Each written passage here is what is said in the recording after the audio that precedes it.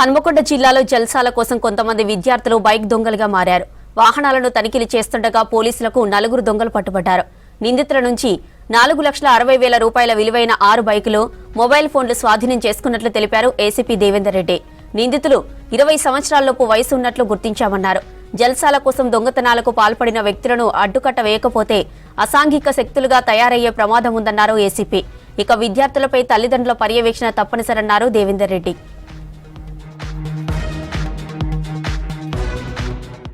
2-3 నెలల నుండి మనకు సుబేదారి, హన్మకొండ, కేఎస్ లిమిట్స్లో 2 వీలర్స్ దొంగతనం జరుగుతున్నది. దానిలో భాగంగా మనం ఒక స్పెషల్ టీమ్స్ పిఎస్కి ఒక స్పెషల్ టీమ్స్ వేసుకొని ఈ జంక్షన్లలో అబ్జర్వేషన్ పెట్టిన తర్వాత ఈరోజు మనకు ఉదయం సుబేదారి పోలీస్ లిమిట్స్లో అదాలత్ దగ్గర ఒక 4 సస్పీషియస్గా కనబడితే వాళ్ళను పట్టుకునే ప్రయత్నం చేస్తే వాళ్ళు పరిగెత్తుంటే మన వాళ్ళు చేసి వాళ్ళను పట్టుకొని విచారించడం జరిగింది. తర్వాత వాళ్ళు ఇట్లా బైక్ దొంగతనాలు చేస్తారని చెప్పేసి మనకు ఇంట్రాగేషన్లో తేలితే వాళ్ళని పోలీస్ స్టేషన్ తీసుకొచ్చి పూర్తిగా విచారిస్తే మనకు టోటల్గా వాళ్ళు 4 మెంబర్స్. అందులో ఫస్ట్ వచ్చేసి ముష్కా అఖిల్, ముష్కుల అభిరామ్, ముష్కుల సిద్ధార్థ, ముష్కుల మధుసూదన్ అని చెప్పేసి 4 యూత్ పిల్లలు. వీళ్ళు మనకు పరకాల మండలం వెంకటాపూర్ గ్రామానికి సంబంధించిన వాళ్ళు. దాదాపు ఒక 10 ఏళ్ళ నుండి మనకి ఇక్కడ మచిలీ బజార్లో ఉంటున్నారు.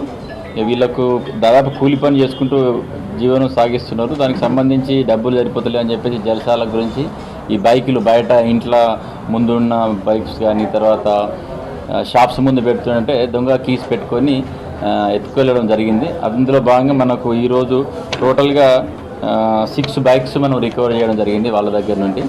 అందులో వచ్చేసి 3 యాక్టివా, 2 పల్సరు, 1 వచ్చేసి బుల్లెట్.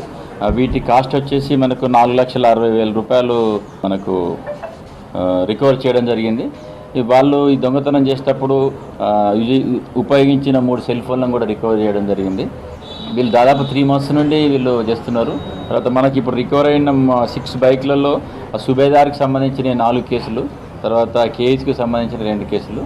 వీళ్ళు ఇంకా తరోగా ఇంట్రాగేషన్ చేసేసి ఇంకేమన్నా ఉన్నాయో మనకు వీళ్ళు పూర్తి వివరాలు సేకరించి అరెస్ట్ చేసి రిమాండ్ చేయడం జరుగుతుంది. ఇప్పుడైతే పాలిటెక్నిక్, ఇంటర్మీడియట్ ఫెయిల్ అయ్యి మామూలుగా చదువుకుంటున్నారు. ఎక్కువ కూలి పనికే పోతున్నారు, చదువు ఆగిపోయింది.